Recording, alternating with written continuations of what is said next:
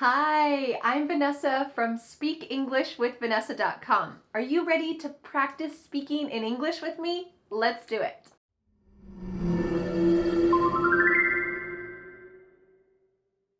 What do you do? Where you want to go? What you up to this weekend?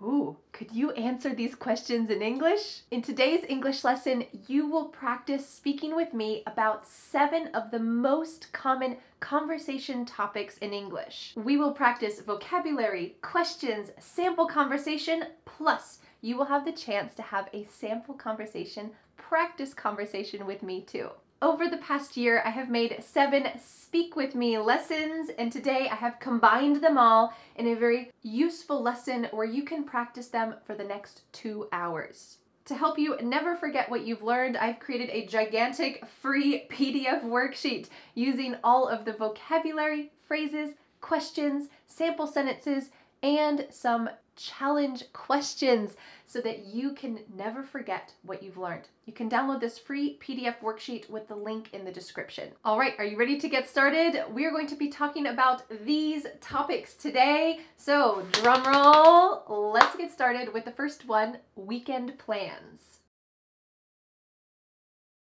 Are you ready to learn the most important conversation question of all time? At least according to me. Is that question, what's your name? No. Is that question, will you give me money? No. Is that question, do you love me? No, no, no. The most important conversation question is, there's actually 2 parts. What about you? How about you? When someone asks you about your weekend plans and you say a little reply, I'm going hiking, I'm not doing much, there might be an incredibly awful, awkward pause. What happens next? Well, this is where the most important question comes in. You can ask them, what about you? How about you? You can kind of imagine tossing a ball back and forth. The other person has asked you a question. What are you doing this weekend? They throw you the ball.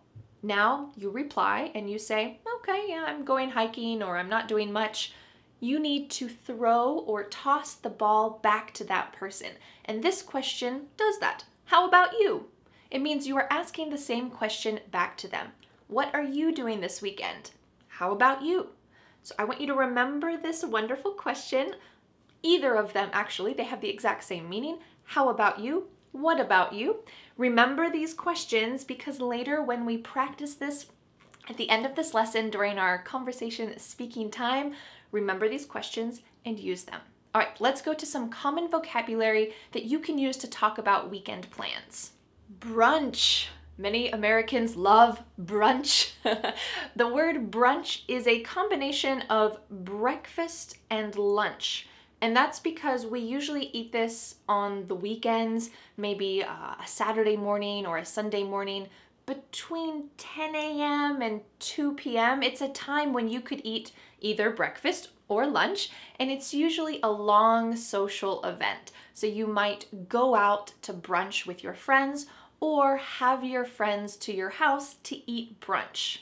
My friends and I are meeting at our favorite brunch spot on Sunday. Great. It's a restaurant where you can eat breakfast type foods, usually with some kind of alcoholic drink like mimosa or something with fruit in it, or maybe some champagne in the morning, and you can eat this in the company of your friends. Another common weekend word is social butterfly. A social butterfly refers to someone who makes a lot of plans.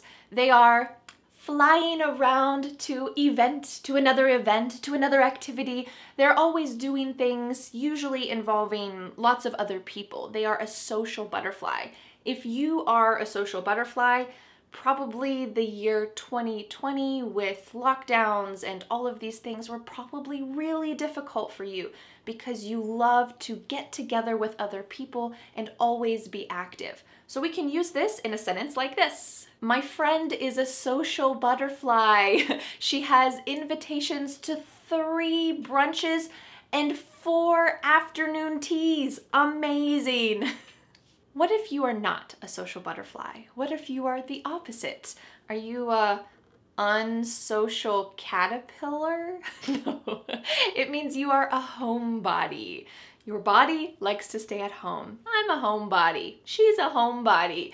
Someone who enjoys just doing things slowly and staying at home. They feel most comfortable in a comfortable place at home. You could say, my friend is a social butterfly, but I'm more of a homebody.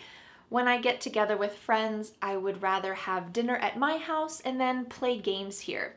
I think this is kind of true for me personally. As I get a little bit older, I prefer these kind of intimate group settings. Instead of lots of people, I prefer just a couple friends at home, maybe having a bonfire outside, roasting some food or some marshmallows, and this kind of intimate setting. I enjoy doing activities at home more often than when I was a little bit younger. To stay in. Unfortunately, that has been probably a lot of our weekend plans for the past year, and it means that you're just gonna stay at home. It doesn't mean you're gonna do nothing. It just means you're not gonna go anywhere. I'm gonna stay in. You might say, it's supposed to be cold and rainy this weekend, so I'm just gonna stay in and read a book. Or I'm just gonna stay in and do some things around the house. To binge watch. This means that you watch a lot of movies or TV shows, usually back to back without stopping. So several hours, maybe you watch 4 seasons of a TV show in one day. This is binge watching. You are watching a lot. This expression comes from a term we usually use with alcohol, to binge drink. This means that you drink a lot of alcohol at one time. It's not a very healthy thing to do, but when we say to binge drink, that has that same idea, is you're doing a lot back to back. Or you could binge watch TV. So you might say, last weekend, my husband and I binge watched all of the Star Wars movies. This isn't true. When you have young children, you do not have time to binge watch TV. But you might say this about your life. I binge watched that new TV show that just came out. Our final expression that you can use to talk about your weekend plans is to catch up on some chores. This phrasal verb, to catch up on, is a beautiful phrasal verb that you can use to talk about some kind of necessary activity that you haven't done for a while, and now there's more and more and more, and you need to finish all of this. So we can imagine laundry, dishes, sweeping, cleaning, maybe some home repairs, tidying up, maybe even yard work. If you don't do those things for 1 week or 2 weeks, oh, there's so many you have to do. So that means you need to catch up. You need to do what you haven't done for a while. You need to catch up on some chores. And chores are just those activities that I mentioned: laundry, dishes, these necessary activities that involve cleaning up, helping to make your home a wonderful place to live. So maybe this weekend, you just need to catch up on some chores. You might say, I was so busy all week and finally I'm going to catch up on some chores this weekend. Maybe not very fun, but when your house is clean, it feels good. All right, now that we have some common vocabulary you can use to talk about your weekend plans, let's talk about some introduction questions that you might hear and that you can also ask other people. These have varying levels of reductions and fast ways that you will hear them, so I want to help you understand and recognize what other people are saying and also be able to use it. So let's talk about our first question. What are you up to this weekend? What are you up to this weekend? You might know the expression, what's up? This just means, how are you? So we're using that same word up to talk about what are you doing this weekend? What are you up to this weekend? But do you think that we usually say it like this? What are you up to this weekend? So clear, so lovely. No. Instead, we're gonna reduce this a little bit and then we can reduce it a lot more. Let's talk about that first one. What are you up to? What are you up to? Whatter. So here the word what and are creating a spoken contraction. Usually when we write, we don't write this type of contraction. It's only in spoken English, but oftentimes be verbs like are, is, will be contracted with a question word. What are you up to this weekend? What are you up to? We can reduce this a little bit further. What you up to? What you up to? What you up to this weekend? There are a lot of reductions happening at the beginning. What you up to? So here we have what are you being reduced to just what.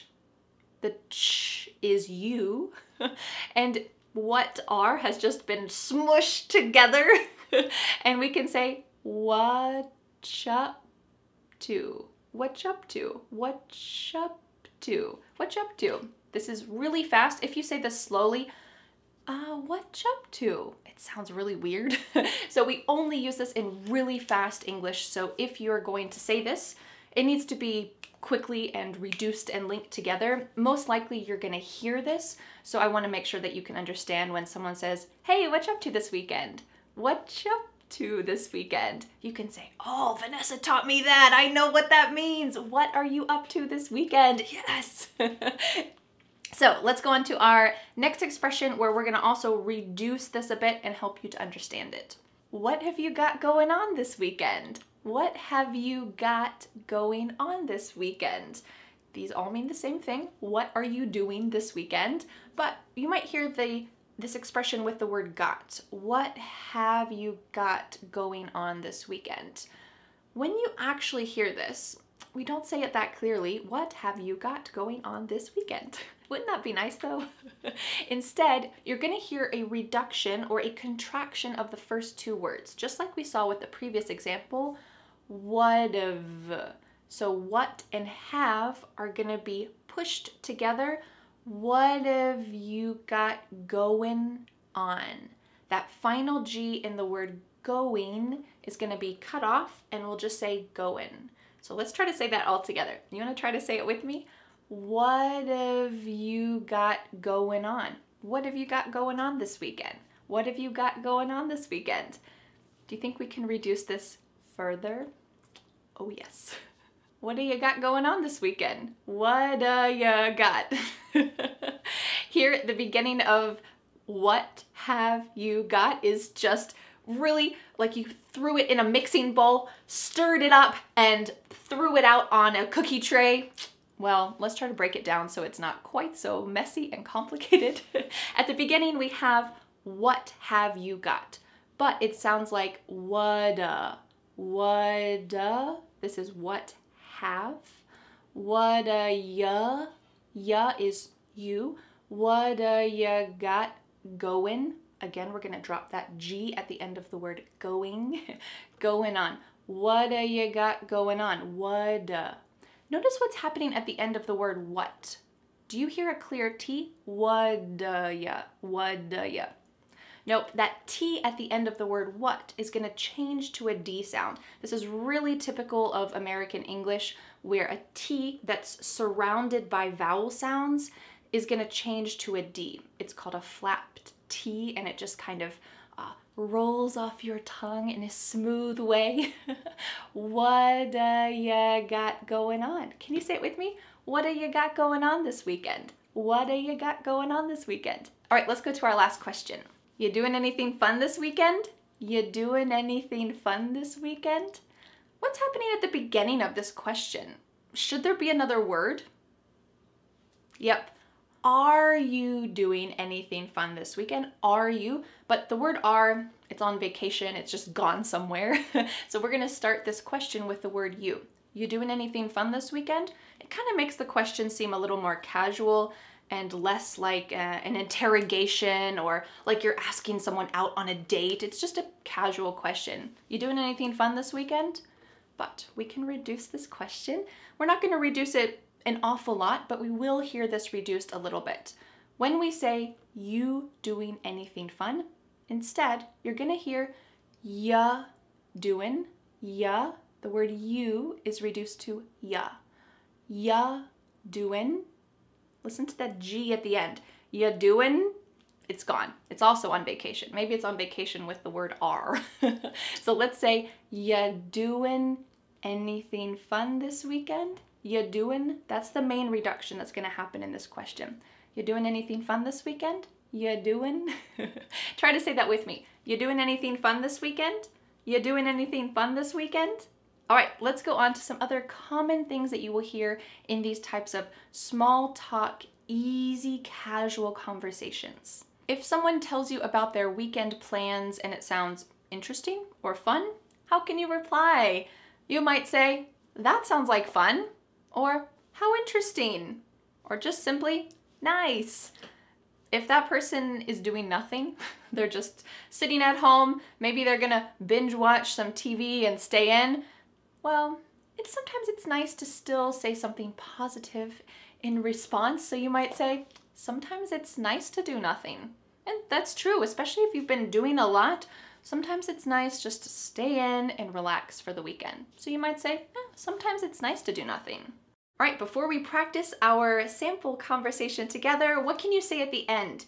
Well, if you're talking about weekend plans, it is before the weekend, so you could just say, have a good weekend, or enjoy your weekend. Simple, great way to end the conversation. All right, let's take a deep breath. Are you ready to put all of this together? What I would like you to do is first, I would like you to listen to this sample conversation. Think about the different parts that are happening. You're gonna hear our key, beautiful question, what about you? How about you? You're gonna also hear some of the key vocabulary that we talked about, and also just some of the questions, the introductory questions. What you got going on this weekend? Great things like that that we'll put together. And then I'm gonna put some pauses and it's gonna be your turn to have the conversation with me. So first, let's watch the conversation sample. Hey, what you up to this weekend? Oh, nothing much. I'm just gonna stay in and catch up on some chores on Saturday. But on Sunday, I'm gonna meet up with some of my friends for brunch. That sounds fun. Where's your favorite brunch spot? I usually go to Sunny Morning Cafe. What about you? What have you got going on this weekend? I'm kind of a homebody, so I'll probably just read a book in my hammock. That sounds nice. Well, have a good weekend. Enjoy your book. Thanks, you too. Have a good weekend. All right, are you ready to take this to the next level? I'm going to be asking you a question and then pausing, and I would like you to reply in that pause. Take a moment, tell me about your weekend plans. You can do it. Let's go. Hey, what you up to this weekend?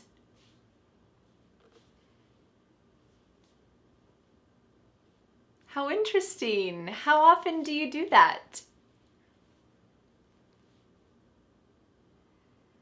Oh, me? I'll probably go hiking since the weather's gonna be so warm. Well, nice talking to you. Have a good weekend. Well, how did you do? If you would like, you can go back and practice that little sample conversation. You can take a deep breath, enjoy yourself. That's part of learning English, is I want you to enjoy the process, enjoy the journey. Let's start with some common questions for talking about eating out in restaurants. Since the pandemic began, a lot of restaurants have changed their service model. So these questions will cover eating in a restaurant, but also ordering food to go. So I hope that these will help you in any situation that you're in. Let's start with our first question. Do you want to eat out? This phrasal verb to eat out means at a restaurant. We don't often say, do you want to go to a restaurant? Do you want to eat at a restaurant? We just say eat out. Do you want to eat out? But we often reduce this question to sound a little more comfortable and casual. You want to eat out? Ya is you. You want to eat out? You want to eat out? We've dropped the question word completely. Do. Just ya. Ya. And then we have reduced want to become wanna. This is a common reduction in English. Can you say this question with me? You wanna eat out? You wanna eat out? Or we could cut off that first word ya completely and just say, wanna eat out? Ask it with me. Wanna eat out? Great. Then you might ask, where do you want to go? Where do you want to go? But do you think we say it clearly like this? Unfortunately not. Instead, you could say, where you want to go?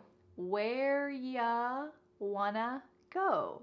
So this is a similar reduction to our first question.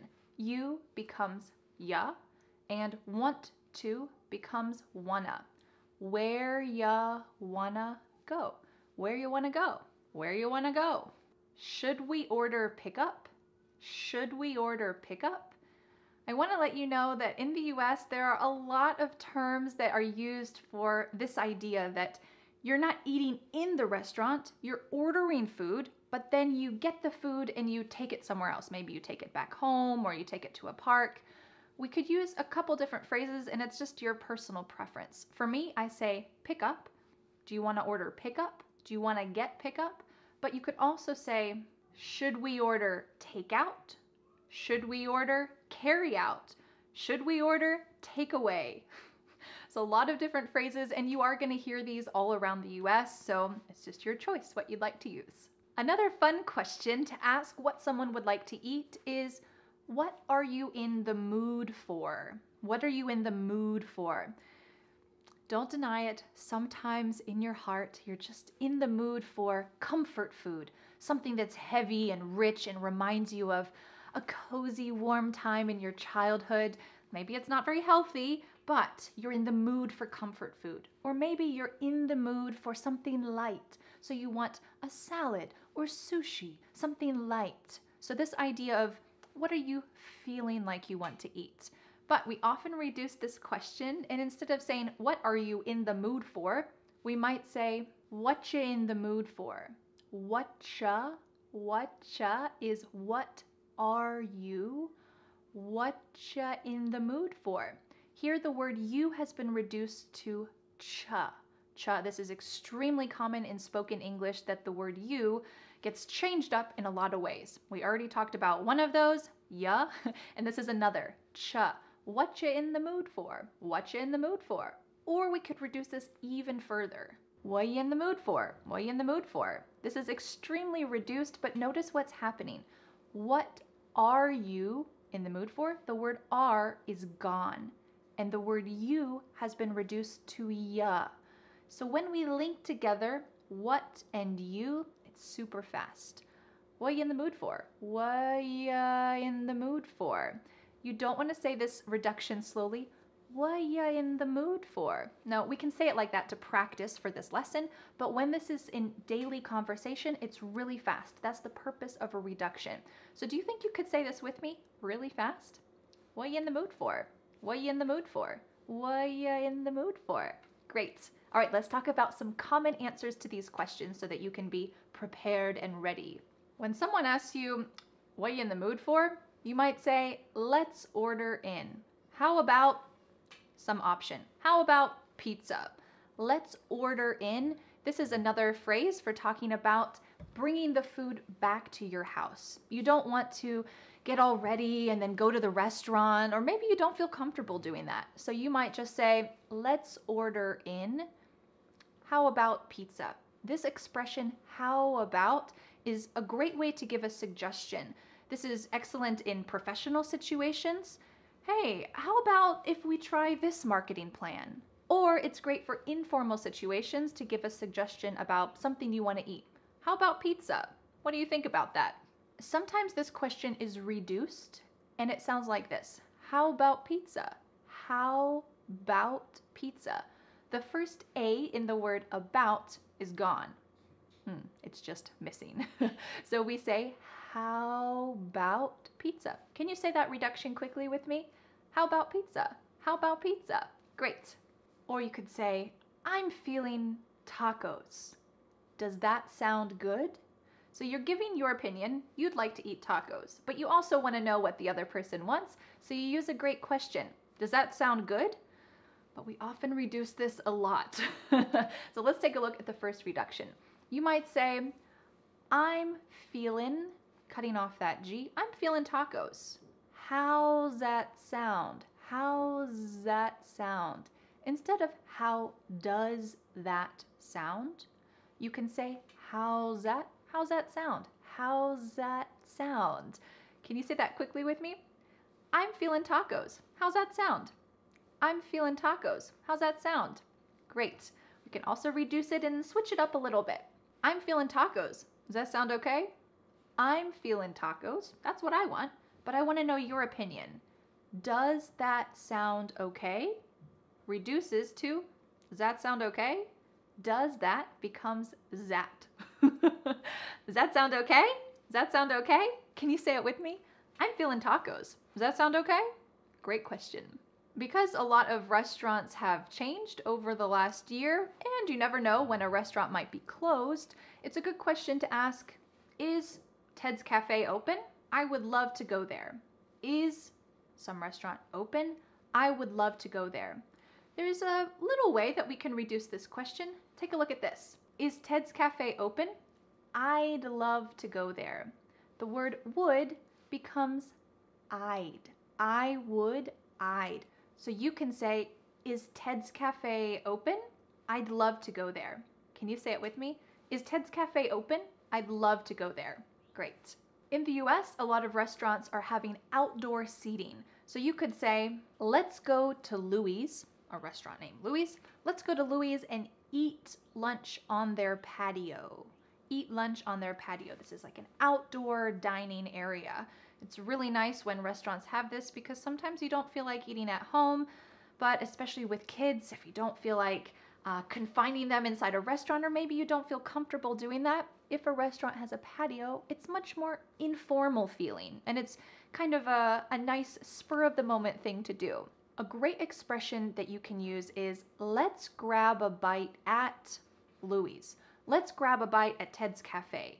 To grab a bite is usually a quick meal. It might be lunch. Usually it's not dinner because it's pretty quick, but it might just be a short experience. It's not a long dinner. It's not a big to-do. Let's grab a bite at Ted's Cafe because I have to go somewhere later. Let's grab a bite at somewhere else. Can you say that with me? Let's grab a bite at Ted's Cafe. Let's grab a bite. Our final answer to the question, what you want to eat, is I know a place, or I know a spot that has great pasta. I know a place that has great pizza. I know a place. You could leave this simple and just say, I know a place, come with me. But if you want to be a little less mysterious, you could just say, oh, I know a place that has great pasta, come with me, and you've got to try it. Okay, this is kind of maybe an unknown restaurant location that not many people know about, and it's a great phrase to use. Oh, I know a place that you're gonna love. Excellent. Are you ready to practice these? First, I would like you to watch the sample conversation between my husband and I as we talk about where we want to eat, what we want to eat. Think about those phrases, notice the phrases that we use, and then after that, you're gonna have a chance to speak out loud and practice it yourself. Let's watch the sample conversation. Hey, you want to grab lunch? Sure, but I only have time for a quick bite before my soccer game. What sounds good? How about pasta? That sounds great. How about I call it in, you pick it up, and we'll picnic in the park before my game starts? That sounds great. I know a place that's close by and has great tomato sauce. All right, now it's your turn. I want you to use these phrases that you've learned. I'm going to ask you a question. We're going to have a little conversation together. It's your chance to speak out loud. So I'm going to ask a question and pause. Wait for your answer. No matter where you are around the world, I will be listening to you. So please take this opportunity to speak and use what you've learned. If you need to repeat this section again and again, do that. It's a great way to gain confidence as you speak. Are you ready? Hey, I'm hungry. Let's grab lunch. What you in the mood for? Oh, that sounds good. Do you know a good place? Oh, that sounds good. Do you want to eat there or get takeout? Great, let's go. Well, how did you do? Do you feel a little more confident discussing dining options and talking about eating out? I hope so. In this lesson, we're going to talk about some common questions to ask about vacations. some common responses, and then you'll have a chance to practice this with me. Are you ready? I know that vacation this year looks a little bit different than most years because of, well, this virus that we have going around. So it's going to be a little bit different than usual talking about vacation.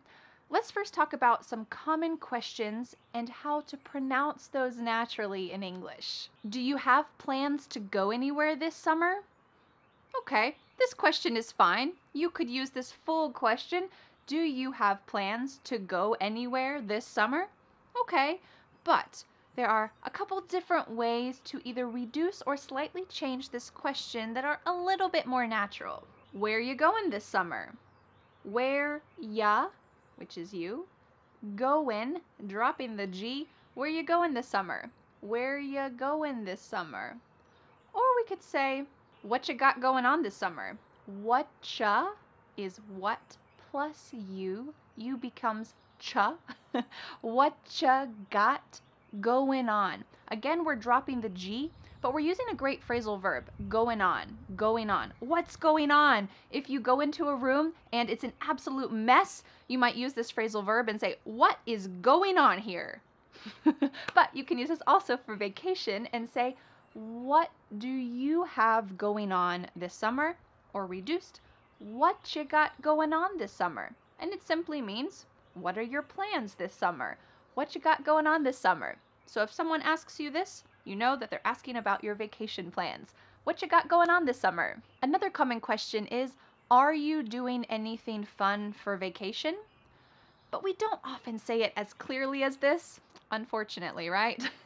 Are you doing anything fun for vacation becomes, you doing anything fun for vacation? Look at what's happening at the beginning of this question.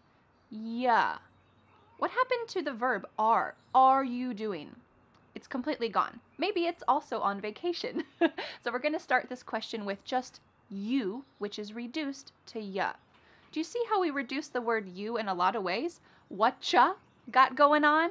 Or ya doing? Ya doing, we're dropping that G again. Ya doing anything fun? Something interesting happens at the beginning of the word anything. Ya doing anything fun? We link together doing because we're going to drop the G. It ends with the sound n, the N sound. And then the next word, anything, we sometimes drop the A, and we're going to push those two together because there's two N sounds side by side. You doing anything fun? You doing anything? This is one of the reasons why English sounds quite fast to English learners. If you watch a TV show and you say, what in the world did they just say? I have no idea. Well, it's because of these droppings, linkings. This is quite common in spoken English. So you can say this question with me. Are you ready? You doing anything fun for vacation? You doing anything fun for vacation? Let's go to our next question. Where are you headed for vacation? Where are you headed for vacation? This question is very clear the way I just said it, but it uses a wonderful verb, headed. This is, yes, your head, but it's talking about the direction that you're going, some place that you're gonna visit. So if you get a call from your mom and she says, where are you going? You could say, I'm headed to the store. This means that's the direction that you're going. You are on your way to the store. But we can reduce this a little bit and say, where ya, does that sound familiar? Where ya headed for vacation? Where ya headed for vacation? We could substitute the end of this for vacation and just say, where ya headed this summer? Where ya headed this summer? Where ya headed this summer?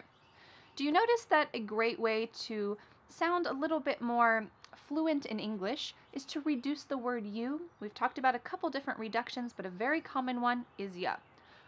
Where you headed this summer? Where you headed for vacation? Great. Before we go on to some common answers that you can use to answer these questions, let's talk about something very important.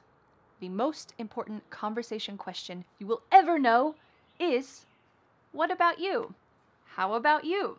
We talked about this in the part 1 video I made, Speak With Me, about your weekend plans. Well, these two questions are essential. If you don't remember anything else from this video, please remember. What about you? How about you?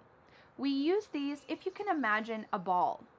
I'm holding the conversation ball, and when I ask you, how about you? Boom, I pass the ball to you. It is your turn to answer the same question.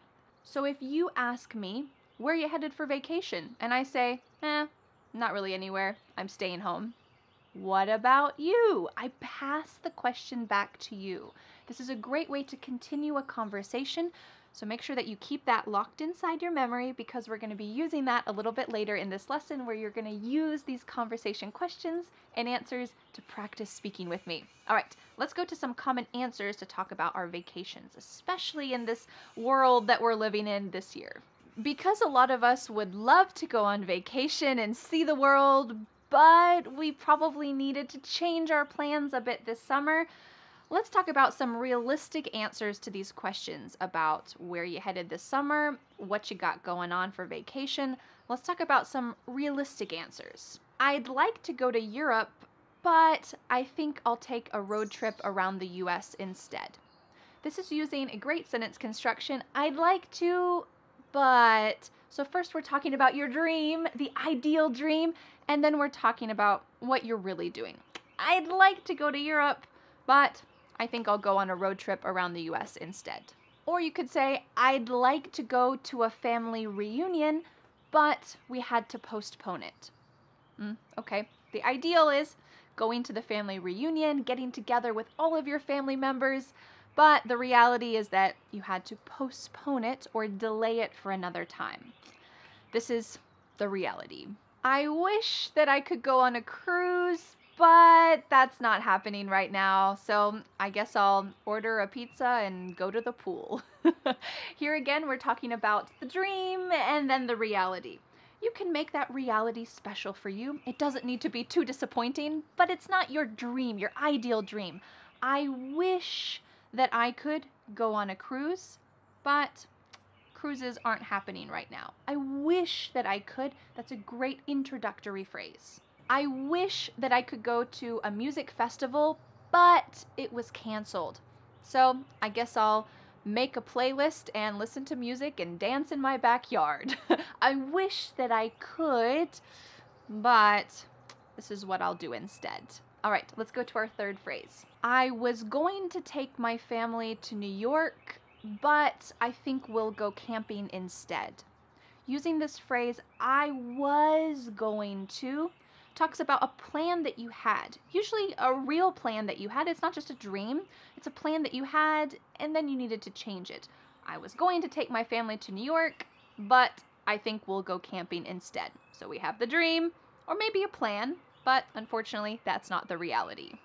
I was going to backpack across Italy, but I guess I'll stay home and learn how to cook some Italian dishes instead.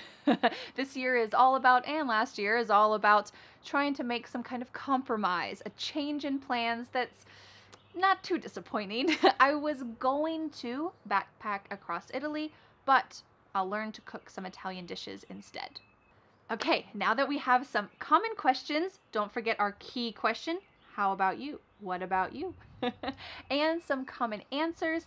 Let's take a look at a sample conversation so that you can try to imitate this when it comes to be your turn. Let's take a look at this sample. Hey, you doing anything fun this summer? Well, I was going to go backpacking around Europe, but instead I think I'll just go camping in some local state parks. What about you? Well, I was going to meet my family in Florida for a family reunion, but that got canceled. So now I think I'm going to have a socially distanced outdoor movie night in my backyard. Do you want to come? Sure, that sounds great. Text me the details and I'll be there. Great, I'll see you around. Enjoy your camping trip. Thanks, I will. See you at the movie night. Okay, now it's your turn. Put together all of these pieces. I'm going to be asking you a question, then I'm going to be pausing. I don't care where you are living around the world, my ears are going to be listening to you. Then I'll be replying, and I would like you to take this opportunity to speak out loud. If you need to go back, review this section, do it again and again, and just gain some more courage, feel free to do it. This is a wonderful chance to speak out loud. Are you ready? Let's do it. Hey, you doing anything fun this summer?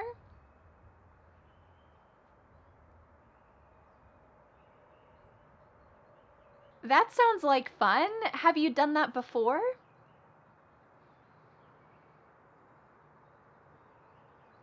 I wish I could take my family on a trip to Switzerland, but with the travel restrictions, I think we're just gonna go on a road trip here in the US instead. Yeah, well, it was nice talking with you. See you later. So how did you do? Do you feel a little bit more comfortable talking about your vacation or summer plans? Feel free to go back and review our practice section together. It's a great way to speak out loud. Okay, let's get started with some common vocabulary to talk about where you live. If you live in a city, you might say, it's really busy where I live. New York City is a busy place. Or you could use the word crowded. Tokyo is a crowded city. There are lots of people everywhere, and there are not many places where you can be alone and have a quiet moment. Maybe you might say that your city is busy and crowded. What's the opposite of this? You can say, Stockholm, Sweden is a relaxed city. It's a quiet place. I don't know, I've never been to Stockholm. If you're from Stockholm, Sweden, let me know. But you might say, where I live is just a relaxed place. Or we can say it's relaxing. If you come visit where I live, it's very relaxing and quiet. Maybe that's because it's in the country. Let's go on to these two common words to talk about the type of place you live. You might say, yeah, I live in Delhi, India, and it's one of the largest urban areas in the world. There are so many people here. It's busy, it's crowded, it's an urban area. And this means it's the city. It's quite busy, it's crowded, it's an urban area. There's not many trees, not much nature.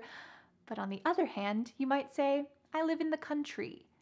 The word country means United States, France, Japan, these places, but in the US we use this to mean countryside. We do say countryside sometimes, but we're more likely in the US to say I live in the country. That means in nature.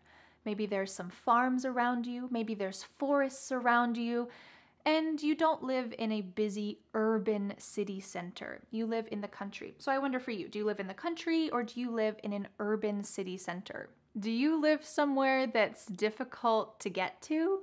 You might say, yeah, my city is off the beaten path, but it's worth visiting. So for me, my city, Asheville in North Carolina, it is definitely off the beaten path. It's not a huge city. It doesn't have a big airport that comes here. It's off the beaten path.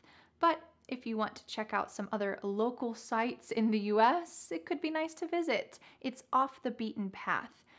This also can be used to talk about locations within a city.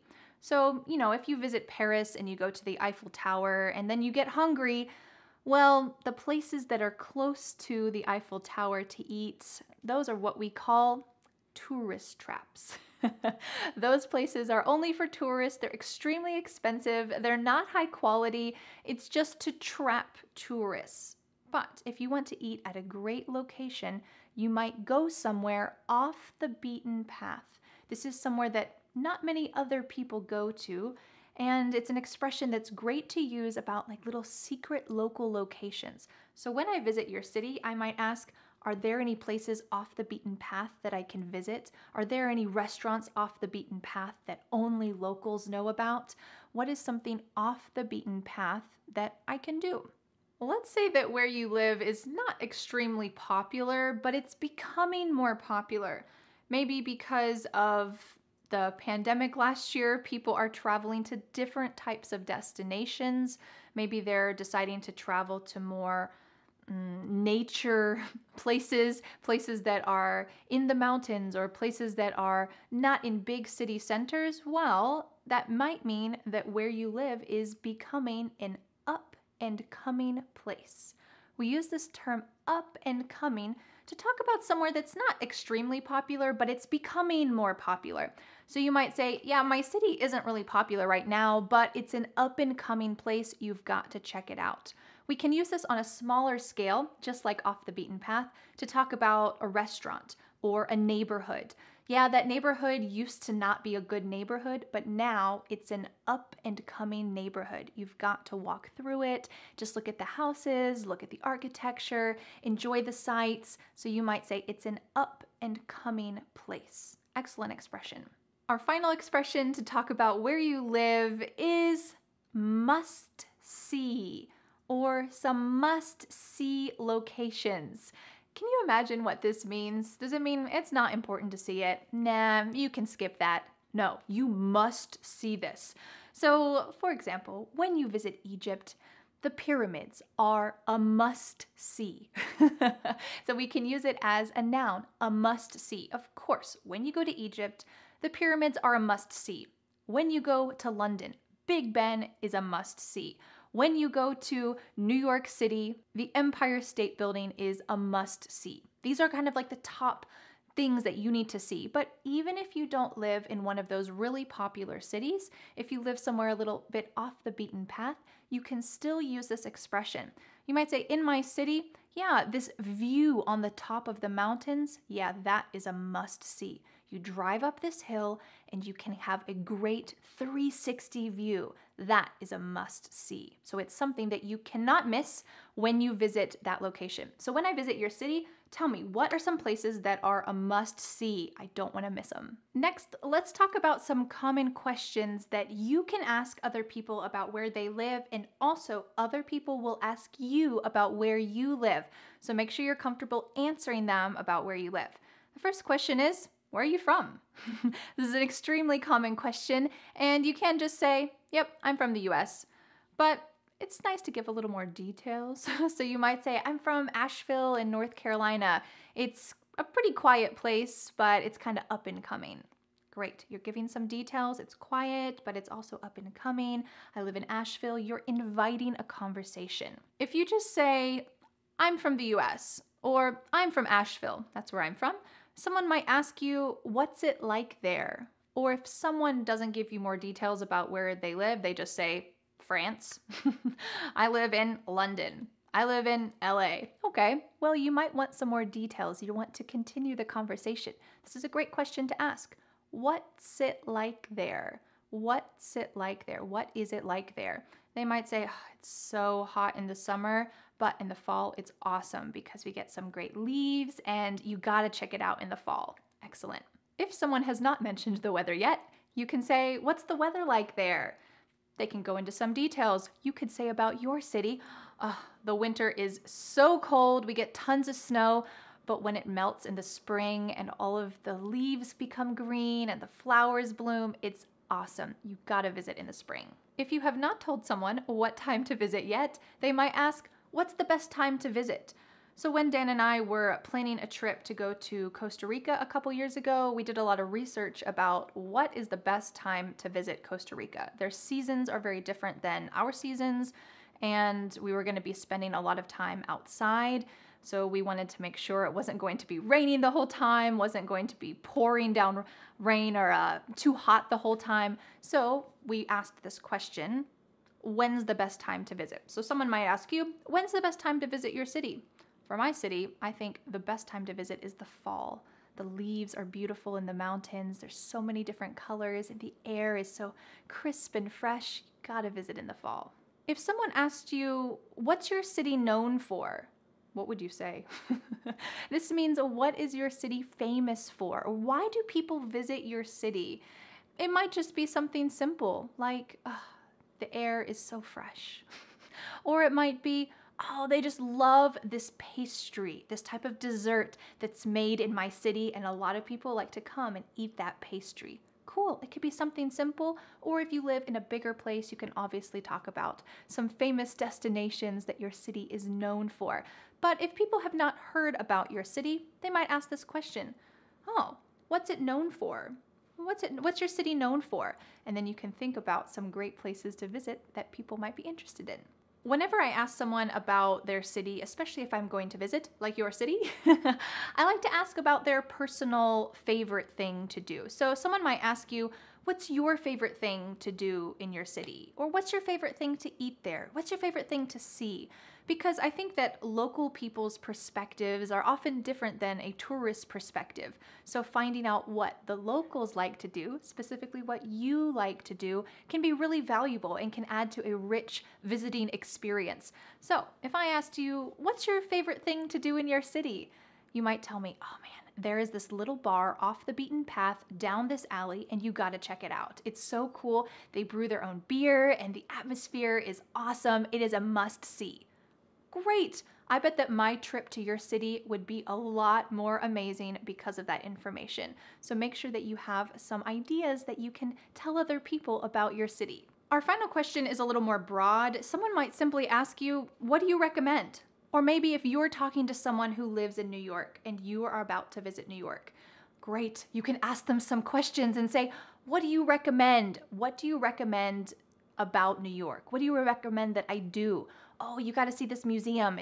It's really cool. They have local artists that they have on display and all these different things you can see. Great. You're asking, what do you recommend in general? It might not be that person's absolute favorite thing personally, but to visit the city, what do you recommend? Great. A wonderful question to ask. What do you recommend? All right, now that we've talked about some common vocabulary to describe your city, some common questions that you can ask or other people might ask you about where you live, let's see a quick sample conversation between me and my husband, Dan, where we talk about visiting Rome. Now, neither of us are from Rome, but I want you to use your imagination.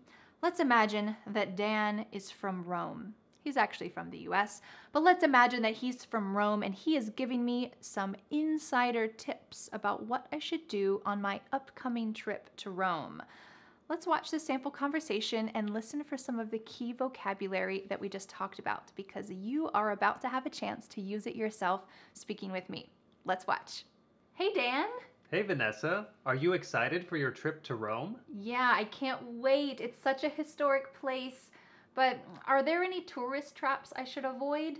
Yeah, avoid all the gelato shops, except this one. It's off the beaten path, but trust me, it's worth it. Oh, thanks for the tip. Any other must-sees? Well, the Colosseum is great, but my favorite thing to do is wander around and see all the little chapels. It's usually more relaxed and less crowded that way. Oh, that's good to know. Thanks for the tip. No problem. Enjoy your trip. I will. All right, now it is your turn. I'm going to ask you some questions about where you live because I'm coming to visit. I need to know what it's like. I'm going to ask you some questions and then I will pause. I will be listening to you wherever you live around the world. I will be listening, so please speak out loud, use the expressions that you've learned, and I can't wait to learn more about your city. Are you ready to get started? Hi, I'm taking a vacation to your city and I can't wait. Tell me, what's the weather like in the summer? I need to know what I should pack.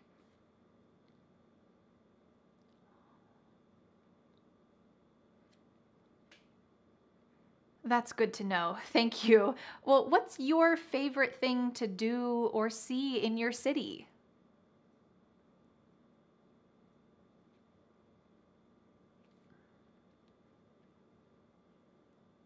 Wow, that sounds really interesting. So I gotta know, are there any tourist traps that I should avoid when I go?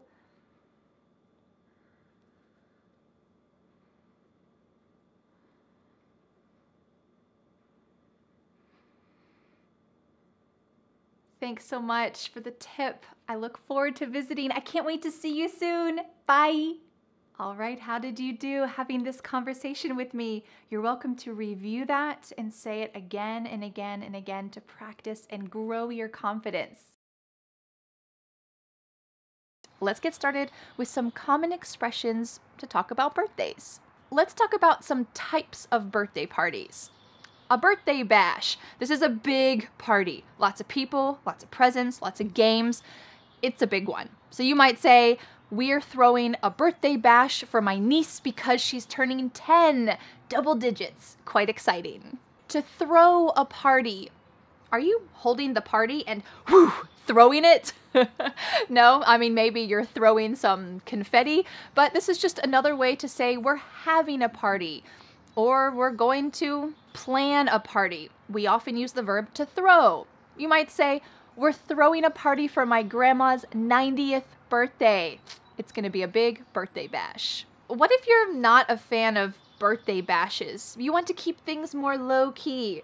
You might say a gathering or a get-together. This is something small and intimate, just family, a few friends maybe. You could say, I'm not a fan of big birthday bashes, so we're just going to have a little gathering at my house. Or we're just going to have a little get-together at my house. This is true for me. Usually for my birthday, we just have a little get-together at my house with a couple friends, maybe some family, nothing too big. Surprise! Oh, what did I just do? I surprised you because it's a surprise party.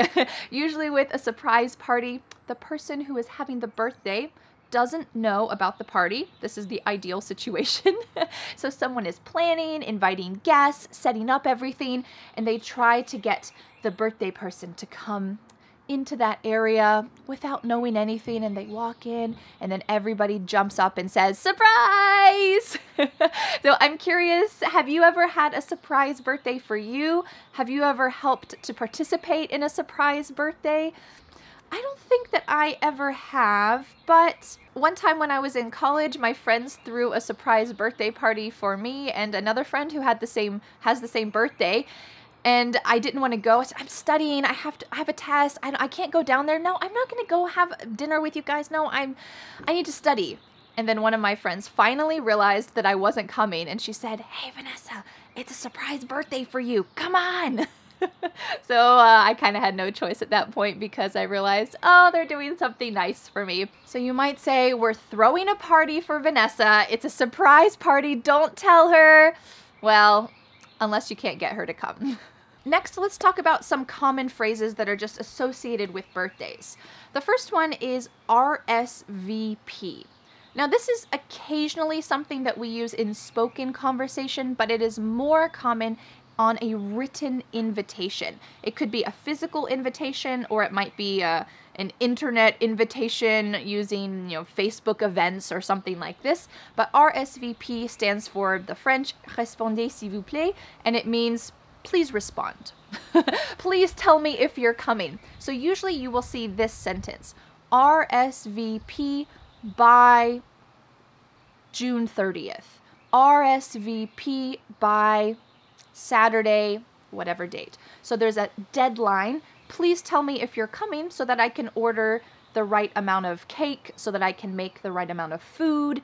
This is just a polite thing to do, to RSVP. Wonderful.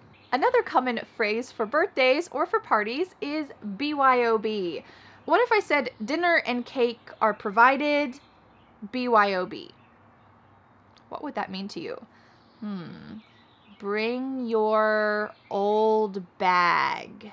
Bring your old balloon. No, this means bring your own beer or bring your own booze. Booze is a slang term for alcohol. So this means I am not providing alcohol. If you want to drink alcohol, bring what you want to drink. Bring it for yourself. This is very common, and it's not really rude. In fact, it's good to tell guests if they are allowed to drink alcohol at your house and you're not going to provide any. It's good to tell them, I don't have any, bring your own. BYOB. This is quite a common expression, especially in an invitation. You might see that written. Dinner and cake provided, BYOB. Excellent. Make a wish. Usually after we sing happy birthday, you blow out the candles and you close your eyes and you make a wish. There's kind of a superstition that if you tell people your wish, it will never come true. So usually it's a surprise. I will never tell you what my birthday wishes are because it probably won't come true then. So this is kind of a superstition. But you might say, after I blow out the candles, I'm going to make a wish. But often you will hear people say this. So after they sing happy birthday and you blow out the candles, someone will say, all right, make a wish. And they're telling you this is the time to make a wish. This sometimes happens at children's parties more often, that someone will say it. So they're reminding their child, this is the time to make a wish. Close your eyes and make a wish. Don't tell anyone. So this is a fun little tradition, I would say. A goodie bag. This is like a little plastic bag of, in my opinion, usually junk that is given to all of the kids at a children's birthday party. I'm not a big fan of goodie bags because they're usually made up of junk. It's stuff that comes from the dollar store, and parents feel some kind of social pressure to give out a goodie bag at their child's birthday party. But usually those things just end up in the trash. So for me, I would rather do a craft at the birthday and the children can take home the craft. Or maybe there's an extra cupcake and the children can take home a cupcake. This seems a little bit better to me. I think that the idea of a goodie bag is falling out of tradition a bit, but there's still a little pressure to give something to your guests. This is only for children's birthdays, to give something to your guests. A sweet 16. If I said, I can't believe your daughter is already old enough to have her sweet 16. How old do you think that she is? 16 years old. For some reason, 16 is a big number. I think this is because this is when you can get your driver's license in the US. So it's usually just for girls. I hate to say it, but usually teenage boys who are 16 years old aren't usually labeled as sweet. Maybe that was just my experience when I was a teenager. But usually a 16-year-old girl might have a sweet 16 party. And this is a big birthday bash to celebrate turning 16. The next big birthday is turning 21, and this is for anyone, boys or girls, and this is a big birthday because you can finally legally drink alcohol.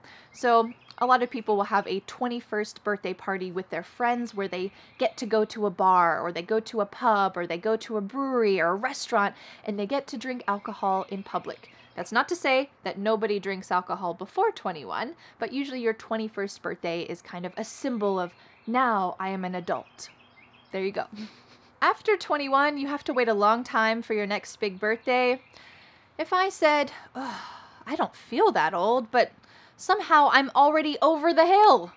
What do you think over the hill means? Well, the average lifespan is about 80 years. I think now it's a little bit more than 80 years old. But what is halfway? 40.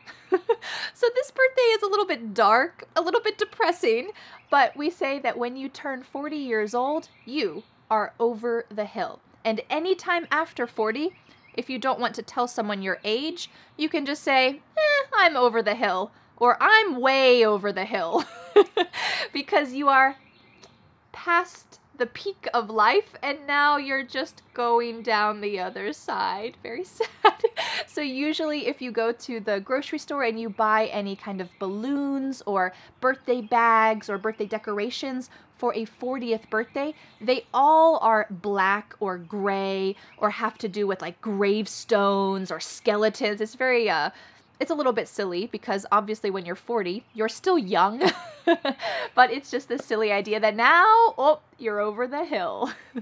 Our last birthday expression before we get to some common birthday questions is a trip around the sun. This is just another fun way to say that you're 1 year older. So if somebody is having a birthday, you could tell them, congrats on another successful trip around the sun. They have successfully gone around the sun one more time, which is 1 more year. Congrats on a successful trip around the sun. You did it. All right, let's go on to some common questions that you might get asked on your birthday, or you could ask someone else on their birthday.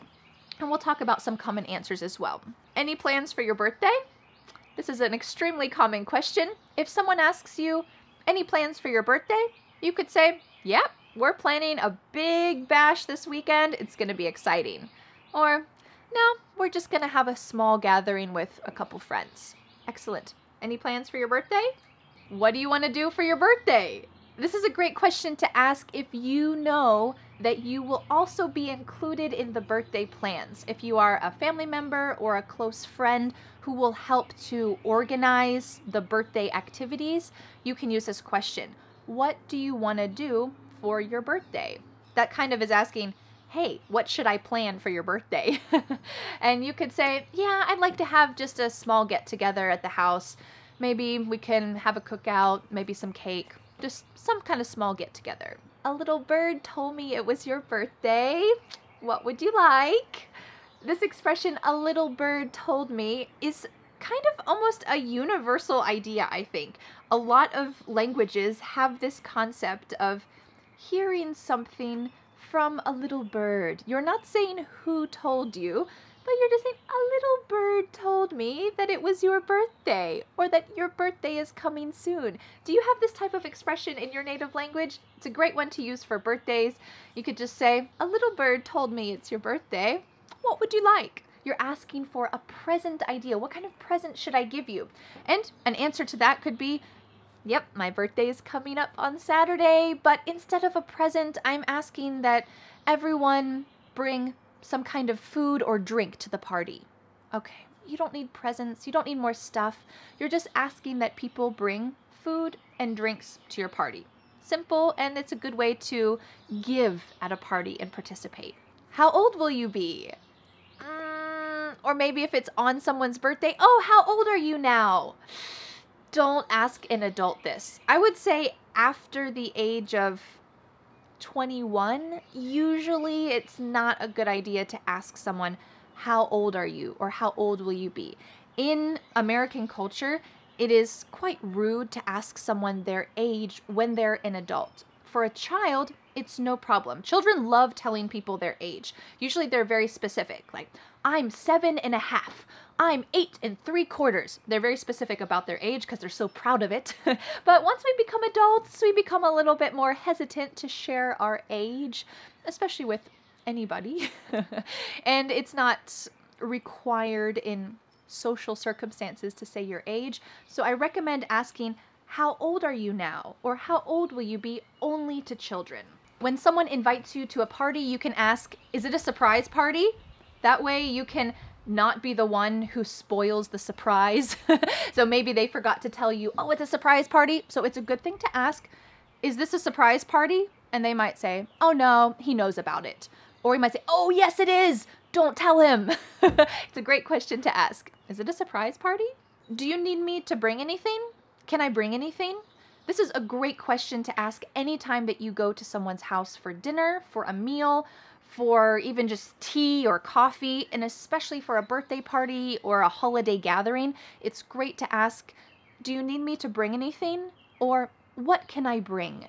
I ask this all the time, and I really appreciate it when my guests ask this, because maybe it would be nice if someone else made the salad, or someone else made a dish for the meal, or maybe even someone just brought a game or something to do.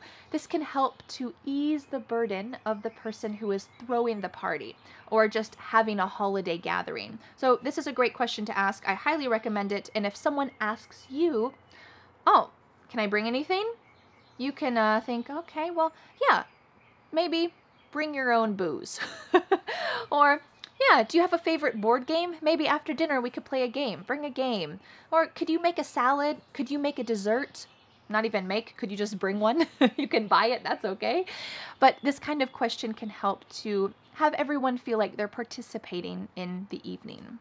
All right, now that we've practiced some common expressions for birthdays, some common questions for birthdays, let's go on to our conversation. I'd like you to see this sample conversation that I had with my husband, Dan, about birthdays. You're going to recognize a lot of these questions, a lot of the expressions about birthdays. Listen to this conversation carefully, because in just a minute, Dan will leave and I will be asking you those questions, and it will be your turn to speak out loud.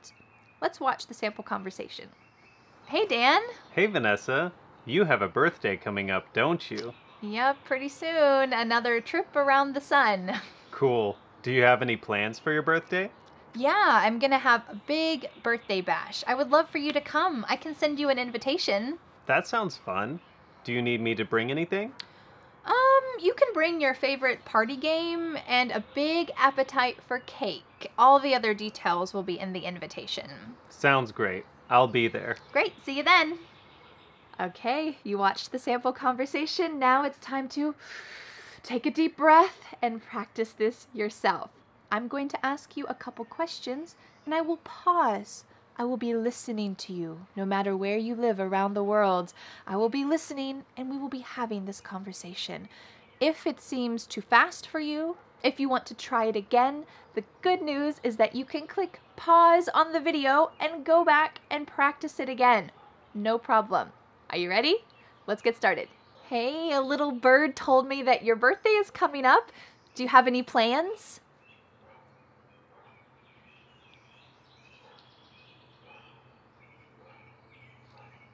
That sounds like fun. Is it a birthday tradition or is that something new?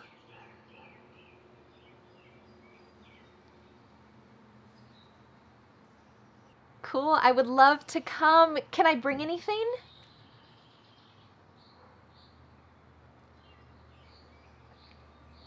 Great, I'll be there. I can't wait to celebrate another trip around the sun.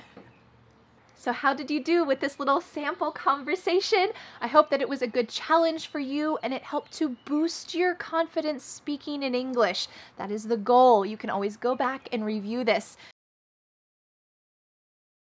Let's learn some common vocabulary about animals and pets. Let's start by describing you. Can you describe yourself? I'm an animal lover. This means you love all kinds of animals. You might say, ever since I first visited a zoo as a child, I have been an animal lover. I just love all animals. Or if you would like to be a little more specific, you could say, I'm a cat person. I'm a dog person. Usually we keep it to cats and dogs, but you might say I'm a horse person. Does that mean that you have a cat head? I am a cat person. No, this just means that that is your preferred pet. You like cats. So for me, if you've been watching my English lessons for a while, you know I am a cat person. I've never had a dog, but I feel like I relate more to cats. I get along better with cats and I feel more comfortable with cats. But maybe for you, you might say, I'm a dog person. I would rather have a dog. Or maybe you have this unfortunate situation. You are allergic to dogs. Or maybe you might say, I'm allergic to cat fur. I love them. They're so cute and cuddly and I wish I could have a cat, but I'm allergic. If your eyes start to get red and your nose starts to run, maybe your throat hurts, that's a bad sign. It means that you are allergic to some kind of animal. Maybe you can take some simple medicine and you'll be fine, but sometimes it's a bigger problem than that and you just can't have a cat. You can't have a dog. I hope you're not allergic. Now let's describe your pet. But a little note, first of all, something that I've noticed that's different between English and some other languages is that when we're talking about our pets or someone else's pet, we use he or she.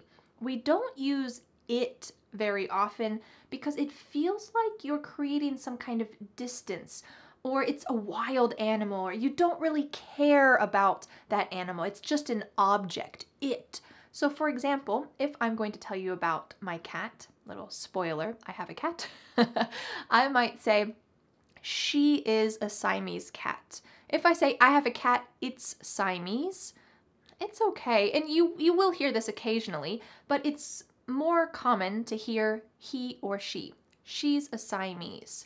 She likes to play with cat toys, he or she. And if you're not certain if an animal is a he or a she, like if you see a neighbor's dog and you want to talk to that neighbor about their dog, you can just say he and it's okay. The neighbor will maybe correct you and say, oh, yes, she's a poodle. And then you can say, oh, yes, what's her name? And you can use her when you find out. But in general, we use he or she for pets. A common word we use to describe pets is breed. What breed is your pet? But we often just say kind. What kind is it? So when we're talking about a dog or a cat, there are different types. So I already mentioned my cat is a Siamese cat.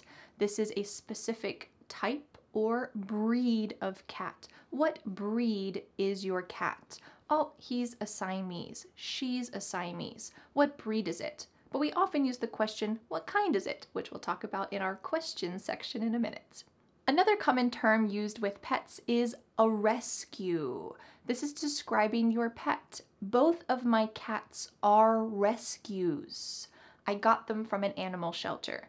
This means that I didn't buy them from a breeder who is making purebred cats. No, I went to the animal shelter. These are abandoned cats who need a home. I went to the animal shelter and I adopted, we often use the word adopted, I adopted 2 cats. They are rescue cats, or they are rescues. And this is the idea that I rescued them. Sometimes in the US, you see a bumper sticker, something like this, that says, "My dog rescued me." Have you ever felt like this? Maybe you saved your dog from the animal shelter, but really, your dog changed your life. Your dog rescued you. You might also hear the word mutt.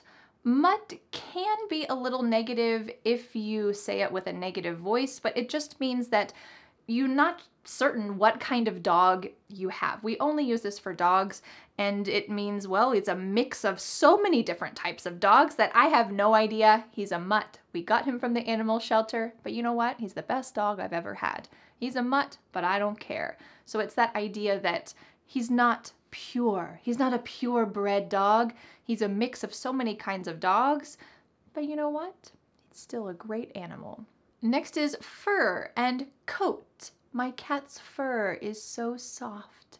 After I give my dog a bath, he has a silky coat. He's not wearing a coat, it's just talking about his fur. And these words are kind of interchangeable. He has soft fur, he has a silky coat. These are great words to talk about animal hair. Let's talk about some words we can use to talk about how friendly an animal is. The first one is just friendly. He's friendly. You'll often hear this as someone is walking their dog, and if their dog wants to come closer to you, the owner might say, "Oh, don't worry, he's friendly. He loves little kids." And your child can pet the dog. Or you might ask, "Is he friendly?" And that means, can I pet him? So it's a great word to use to talk about if your dog is comfortable with people. He's friendly. He's not very friendly with little kids, so we'll just try to stay away. There are 3 words that are variations of this. One is wild. Lions are wild. They are not friendly towards people. I do not recommend trying to pet a lion. They are wild. The next level is stray. We might say, that cat is a stray cat, or he's a stray. And that means that he lives on the streets, and maybe he'll come close to people to get some food. He might not really hurt you, but he doesn't want to live in your house. Maybe if you adopt him, he'll want to live in your house, but he doesn't have an owner. He's a stray. He's a stray cat. Some cities around the world have a lot of stray cats or stray dogs. They don't belong to anyone, but everyone helps to take care of them. Everyone helps to feed them. In the US, this isn't very common. We don't have a lot of stray cats or a lot of stray dogs because animal shelters are a big part of American culture. A lot of people, when they want a pet, they will go to an animal shelter instead of buying a purebred dog or a purebred cat. So a lot of stray dogs or stray cats who live on the street will be taken to an animal shelter for someone to adopt. So you might say, my cat was a stray before we got him. He was a stray cat before we got him, and now he's just so friendly. The next level is domesticated. So this means a cat or dog or animal that was previously wild and now he's very comfortable with humans. So we could use this for a lot of different animals like cows. Cows are domesticated. A long time ago they were completely wild, or horses. Horses were completely wild, but they have become domesticated. Over time, people have trained them to become comfortable with humans. They are domesticated. We often use this term for farm animals. Horses, cows, chickens, sheep, goats, they are domesticated animals. Some animals just can't be domesticated, like a zebra. You can't ride a zebra. You can't domesticate zebras. It would be pretty cool. But They are just an animal that cannot be domesticated. Before we go on to some common questions that you will hear and that you can ask about pets, let's talk about pet care and some words that you can use to describe pet care. A cage, a crate, and a kennel are all the same thing, and it's somewhere that you can keep your animal contained. So you might say, I put my ferret, some people have a ferret for a pet, I put my ferret in the crate to take it to the vet, which we'll talk about in just a second. But it's a type of box where you will keep your animals, maybe to transport them somewhere or maybe just to help them feel safe and comfortable. We have a big kennel for my dog to help him feel comfortable when guests come over. He goes in there and he feels comfortable, and then when the guests leave, he comes out and feels very safe. A collar and tag. This goes around your animal's neck and has some important information like the pet's name, your phone number, maybe your address, and if your pet gets lost, well, someone can help you to find your pet again by calling you with the number that's on the tag on their collar. A collar is also useful because you can attach a leash to the collar. Sometimes this is called a lead. I think that lead is maybe more a term that professional people will use. A veterinarian will use this, maybe a dog trainer will use this, a lead. But for daily conversation, we often just say leash. Where's the leash? I need to find the dog's leash so that I can take him on a walk. One time I saw somebody having an iguana on a leash. Sometimes people put their cats on a leash too, but usually cats don't tolerate that. Have you ever seen a strange animal on a leash before?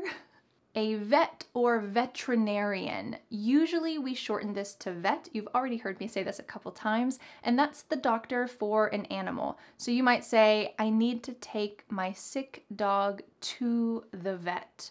Or what is the best vet to take my dog to? We're talking about veterinarian, but it's a situation where we don't use the longest word, we just use a short, simple version. Yes, finally in English, there is a simple way to say a long word. So you can just say vet. My cat's vet is just up the street, or we have a vet appointment next week. Excellent. Now, I just want to let you know, if this is your job, if you are a vet and someone asks you the common question, what do you do? Which means, what's your job? And you say, I'm a vet. Well, this might be slightly confusing if someone has no idea that you work with animals, because a vet can be two different things. It can be a veterinarian or it can be a veteran. A veteran, that means someone who used to be a soldier, they used to be in the military, and now they're retired. So that means that you could either be an animal doctor or a retired person from the military. So if someone knows that you work with animals or that you're a doctor, if you say, oh, I'm a doctor, and they ask, what kind of doctor? You could say, I'm a vet. Okay, they will know that you work with animals. But if someone has no clue, you might say, I'm a veterinarian. You might elongate that a little bit just to be more specific. Or if you are a vet from the military, you might say, I'm a retired veteran, or I'm a retired vet, I was in the Navy. You might want to be a little more specific. So that's a situation that might possibly come up. What can you do to bond with your animal? You might play fetch. So you could say, my cat likes to play fetch. Who would have guessed? Usually dogs do, but sometimes cats do too. Or you could just say this word to your dog. So you have a stick, you throw the stick, and your dog runs after the stick. You could say, fetch boy, fetch, fetch the stick. So you're telling him, you're giving him a command about what he should do. Get the stick and bring it back to you. This kind of fun game. Or we might just pet your pet. Ooh. So this word can be used as a noun, as we've been talking about it. I have 9 pets. But what is this? Gently touching your pet. This is the verb to pet. When you are stroking or just gently touching your animal, this is a very kind, nice thing to do. Well, you are petting your pet. So if you're walking down the street and someone is walking a dog and that dog seems friendly, the dog wants to talk with you, and the owner says, oh, don't worry, he's friendly, you can say, can I pet him? Great, that means that you can stroke his head or his back or under his chin, and it's a nice way to enjoy a dog, to kind of connect with each other. Okay, are you ready to go on to some common questions that people will ask you about your pets and also you can ask? Let's do it. Do you have any pets? Very simple and straightforward question. You might say, when I was a kid, I had a dog, but now I don't have any pets. Okay, well, this is just answering in a nicer way than just, no, I don't have any pets. You're giving some information. When I was a kid, I had a dog, and now I don't have any pets. Good answer. When you see a dog, a common question is, what kind is he? We're talking about the breed of dog. What kind is he? It's sometimes unusual to see a purebred dog that's only one kind, only one breed, so you'll often hear this type of answer.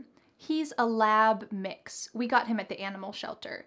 He's a mix, so this means he has 2 different, or maybe 3 or 4 different types of dogs in his blood.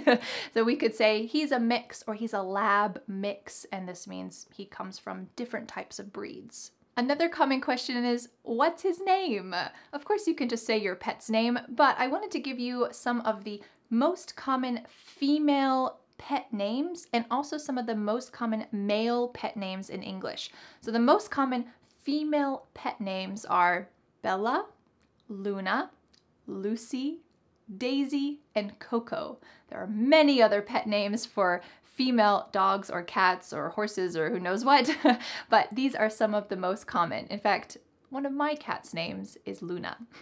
Some of the most common male pet names are Max, Buddy, Teddy, Rocky, and Duke. These are really common male pet names in the US. A question we already talked about is he friendly? Great. Someone might ask you this if you have a dog, and you're welcome to ask someone else this if you want to pet a dog. Is he friendly? Yes, you can pet him. Another common question is, how long have you had him?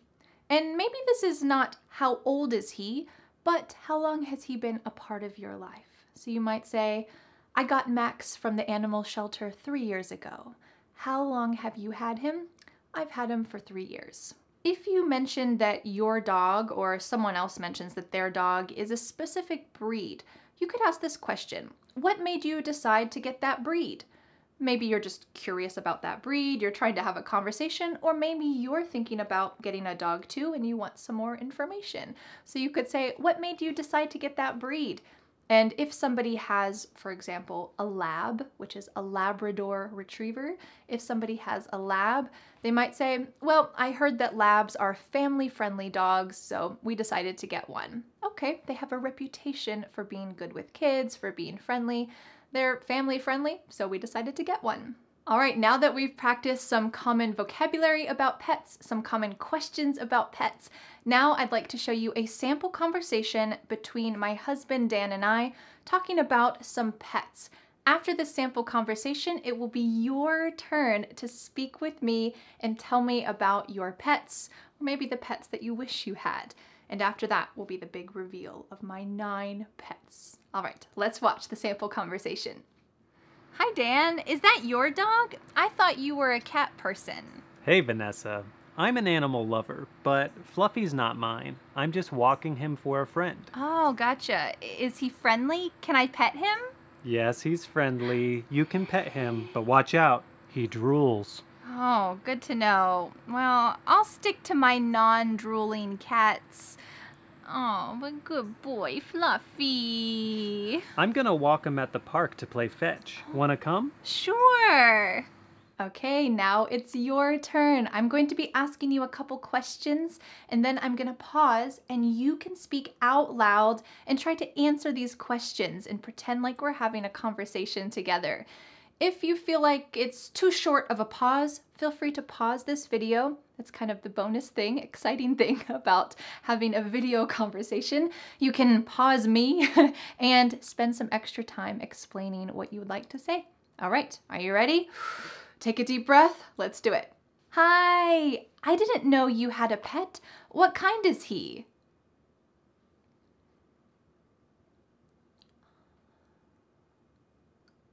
Interesting. How long have you had him?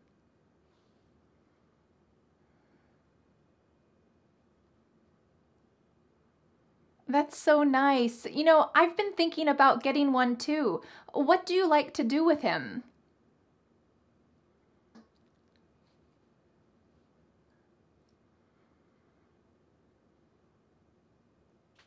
Thanks for your help and nice to meet you. So how did you do? Are you ready to talk about your pets now? I hope so. I hope I have empowered you to be able to speak more comfortably about this common conversation topic. And now, drum roll, it's time to meet my 9 pets. Are you ready? This is Pippin. He's a tuxedo cat. This isn't a breed, but it just describes his coloration. And this is Luna. She's a Siamese, but we got them both from a shelter, so she's probably not a purebred Siamese. And my other 7 pets are chickens! They're only 2 months old, but aren't they so big? Unfortunately, we have to wait until October until they start producing eggs. I can't wait. My husband Dan built their coop, that's the little house where they live, and this area is called the Run. It's a safe area for them to be outside without getting eaten by wild animals, we hope. We got them when they were 1 day old. Look how cute they were. This is a new adventure for us to have farm animals, but I can't wait to get some fresh eggs, and it's a great thing to do with kids. Go down to the chicken coop in the morning and gather the eggs. I can't wait. That'll be so much fun. All right, let's get started with some common vocabulary about jobs. The first category have to do with employment. We'll talk about unemployment later. You might say, my day job is in an office, but I'm taking some night classes to become a nurse. This expression, my day job, usually means your primary job, the way that you make the most money. It could imply that it's during the day, but if you happen to work a night shift, you can still say my day job. This is my main job and how I make money. It's my day job. Another way to talk about your main job is to say my 9 to 5 is in a marketing firm. My 9 to 5. This talks about the hours that you work, 9 a.m. to 5 p.m. You might work different hours. You might work 7 a.m. to 4 p.m. You might work in the afternoon or the evening, but we still use my 9 to 5 to talk about your primary job, my 9 to 5. There is kind of a new movement talking about this expression, and it's often about how people don't like their 9 to 5, that this is something that they're not satisfied with, and people who are not enjoying their 9 to 5 might find some articles online that say, want to ditch your 9 to 5? Here's how to find your dream job. An expression we'll talk about in a moment. But sometimes in this modern age, 9 to 5 implies that it's just a job. I don't really care about it. It's my 9 to 5. It's somehow that it's the way that you make money, but it's not really your passion. It's my 9 to 5. What about jobs that are not your primary money-making job? You can use a lot of different expressions. We could call those jobs a gig, a side gig, a hustle, a side hustle, or you might just say, I do it on the side. So let's imagine that you make earrings, but it's not your 9 to 5. It's not your primary job. Well, you might say, I do it on the side. I make earrings on the side. Or you could say, I have a side gig making earrings. Okay, this is not your primary job, but it's something that you do and you still make some money, but it's not your primary job. If you don't work 40 hours a week at a job, then you have a part-time job. In the US, 40 hours per week is considered a full-time job, but a lot of jobs are part-time jobs. So you might say, yep, I work a part-time job on the weekends at a restaurant. I work a part-time job. Maybe it's your main way of making money. Okay, you just work less hours. Or maybe it's just a side thing. Or maybe you're also a student and you have a part-time job at the same time. That's a great way to describe something that you work less than 40 hours a week on. Now let's talk about unemployment. Unfortunately, over the last few years, a lot of people became unemployed. This is really scary. You don't know how you're going to survive, feed your family, take care of your future. You might be laid off. Laid off means you didn't personally do something wrong, but the company either cut your position, they couldn't pay for you anymore, and it's not something personal, it's usually a problem within the company. So when a company is suffering, usually financially, or they change their whole system, their whole model, and they don't need some people anymore, they might lay you off. This is a great phrasal verb. Of course, you don't want it to happen to you, but it's a great phrasal verb to know to explain the situation. Because it's not that you were fired. To be fired means you did something wrong. And they said, sorry, you can't work here anymore, and there was a problem. Maybe you were late to work too many times. You got fired. This is different than being laid off. When you're laid off, it's not your fault, and it's not embarrassing to say, oh, man, I was laid off during the pandemic. That's not embarrassing. That's fine. It's not your fault. But if you say, I was fired, usually there's a little bit of embarrassment to talk about that because it means there was a problem. We can also say, I lost my job. This is a little more indirect than being fired. It might be because you did something wrong. I was late to work so many times that I lost my job. This means you were fired, but you didn't directly say that. But it could also mean that you were just laid off. During the pandemic, I lost my job. That's not your fault. You didn't do anything wrong. There were just problems with the economy, problems with the world in general. So you lost your job. So this expression, to lose my job, can be used either way. It can be used if you get fired or if you get laid off. Now let's talk about how you feel about your job. Let's imagine that you are a waiter at a restaurant. Well, you might say, I'm a waiter, but it's just a job. I'm looking for something else. It's just a job. This is a common expression to talk about a job that you don't really love. It's not your dream job. This is the opposite. If you love your work, for me, I love being your teacher. I love being able to be your teacher online too. It's really a great combination. Great for you. I can touch a lot of people, and also my life can have a lot of flexibility. Working online as your English teacher is my dream job. But there can also be some problems with work. You might say it's hard to find a good work-life balance. This expression, a work-life balance, is often used when you're working so much, or maybe, like me, you work from home. So it's hard to have a good line between your personal life and your work life. So maybe if you've been working a lot, you might say, I just need to take a break and find a better work-life balance. That's really important. If you've been working a lot, maybe you've even been studying a lot, you might face burnout. Burnout. This doesn't have to do with fire, but it kind of has the sense that your figurative flame and love of your job has gone out. So if you experience burnout, it means the thing that was your dream job, the thing that you felt passionate about, you no longer feel passionate about. This might be temporary. This happens to a lot of people like me who create content on YouTube. You have to be creative and come up with a lot of ideas, and sometimes there aren't many good ideas. Maybe I just have some kind of temporary writer's block and don't come up with a good idea and I feel overwhelmed. Well, that might mean I am burnt out. I am experiencing burnout, or we might say I'm burnt out. I'm burnt out of my job. I've been working for 12 hours a day for the last 3 weeks. I'm burnt out. I need a break. I hope that you can avoid this before it gets too serious, but it's something that's really common if you are working too much or if you're studying too much.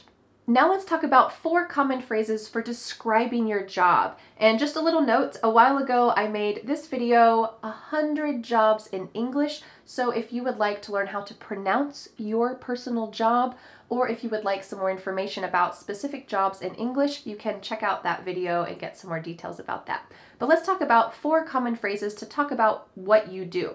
You might say, I am a teacher. I am a doctor.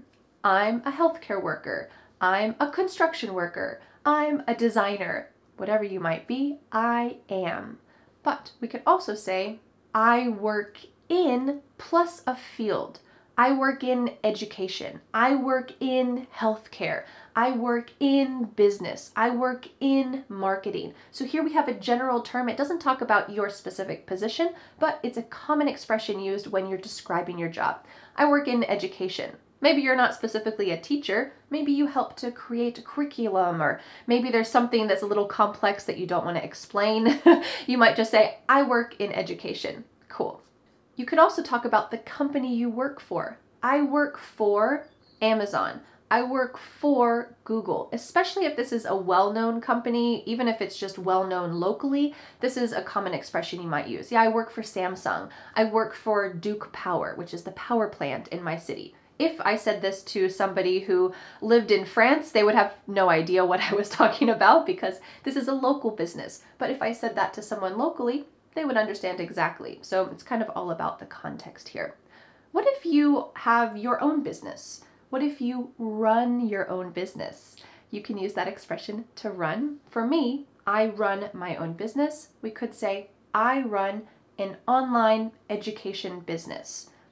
Well, that means that I teach online, but it means I'm the CEO, the boss. I wear all the hats. I run a business. So we could use this for a lot of different situations as long as you're the entrepreneur, you're the one who's in charge of the business. I run a business. Before we get to our sample conversation, of course, we need to talk about some common job questions. This is essential for daily conversation because usually these are the questions we use in small talk. So that's why this topic is really important to know about. One of the most common small talk questions after you say, hey, my name's Vanessa. Oh, nice to meet you. What do people say next? What do you do? What do you do? The full expression for this is possibly, what do you do for work? But we often just say, what do you do? And this doesn't mean, I'm sitting here right now talking to you. What are you doing right now? This means, what's your job? What do you do? So you might use one of those expressions we talked about earlier and say, oh, I work for Google. I work in marketing. Awesome. What do you do? Or what do you do for work? When you tell someone what you do, if they are a good conversationalist, they might ask more questions. Or you could ask this question too. What's that like? What's that like? So you're asking about their experience. What's it like to be a nurse in the hospital these days? Well, you might say, well, I like the doctor I work for, but it's just been really intense lately and it's not my dream job. I really want to be a photographer for foster animals and help them to find a new home. That's what I would love to do. I'd love to get into photography. Okay, well here you just answered the question, what's that like? With a lot of juicy details that can further the conversation more. So when you ask someone, what's that like? If they give you some details, don't miss that opportunity. You can pull any of those details and say, oh, you like foster animals? Have you ever had any foster animals? Oh, I have a dog too. And you can kind of snowball the conversation. So this is a great way to get more information and learn about someone else. If you're talking with someone who you already know, maybe you kind of think you know what work they do, but you're not sure, or you haven't talked with them for a while, you might ask this question. Where are you working these days? Where are you working these days? These days means now. But if you haven't seen someone for 5 years, maybe you knew what their previous job was and you're trying to make small talk conversation again and get to know maybe something's changed in their life. So you could ask, where are you working these days? And you might say, oh yeah, actually I'm still working at Google. I've had the same job for the last 5 years. I feel really lucky that I didn't get laid off. So that's where I'm at. And let's say you're talking with someone and you know what job they have. Well, you could ask this question. How's work going? This is similar to asking, how's your family? Oh, how was your vacation? This is just a common small talk question about someone's job. How's work going? And maybe they'll just say, oh, it's going fine. Okay, that's fine. But if they give you more information, they might say something like, oh, it's going okay, you know, it was kind of my side gig for a while and then I got hired full-time, but I'm having a hard time finding a work-life balance, so I think I'm going to look for something in a different field soon. Oh, well, you just had a great conversation there, and you've got lots more information to be able to have more conversation with someone just from the simple question, how's work going? All right, now it's time to see a sample conversation using all of these expressions, or many of these expressions that we just talked about. You'll see my husband Dan and I having a little chit chat about our jobs, and I hope that you recognize some of these expressions and questions that we talked about, because in a moment after the sample conversation, it will be your turn to use them and to have a conversation with me. Are you ready? Let's watch. Hey Vanessa, where are you working these days? Oh, hey Dan. I run an online business, so I can work from anywhere. It's pretty great. Wow, what's that like? Well, I help students learn English and speak with confidence. It's my dream job, but I have to be careful to avoid burning out. Oh, that's awesome, but I understand. What about you? Well, unfortunately, I just got laid off at the coffee shop when they closed, but I got a job working part-time at a hotel. Oh man, that's a bummer. Have you ever worked in marketing? I'm looking for someone to help if you want a side gig behind the scenes. That'd be great. Tell me more about it. I wonder if Dan will get the job in marketing, working for Vanessa. All right, now it is your turn. And what I want to tell you is I will be asking you some questions and having a little conversation, but I recommend going back and reviewing this. You're welcome to pause the video and answer longer if you would like. This is a great chance to have kind of a structured, no pressure conversation in English. All right, are you ready to get started? Let's imagine we were at a gathering and the host said, "Oh, Vanessa, this is your name." And we get introduced to each other and then the host leaves. Here we need to have some small talk. So I ask you, so tell me, what do you do? And now it's your turn to talk. Go ahead. And what's that like? Do you enjoy your work?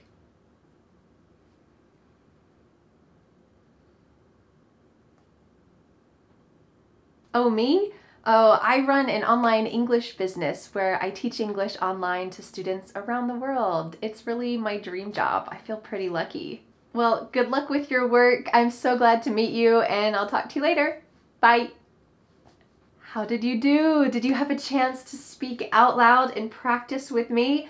Feel free to go back and review that last segment or this whole video as many times as you would like to boost your confidence, because when you have small talk in English, you will absolutely encounter this conversation topic. So how did you do? Do you feel more empowered to talk about your city or your weekend plans and much more?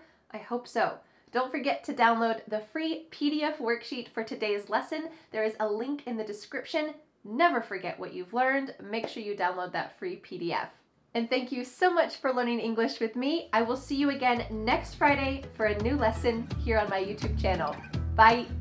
The next step is to download the free PDF worksheet for this lesson. With this free PDF, you will master today's lesson and never forget what you have learned. You can be a confident English speaker. Don't forget to subscribe to my YouTube channel for a free English lesson every Friday. Bye.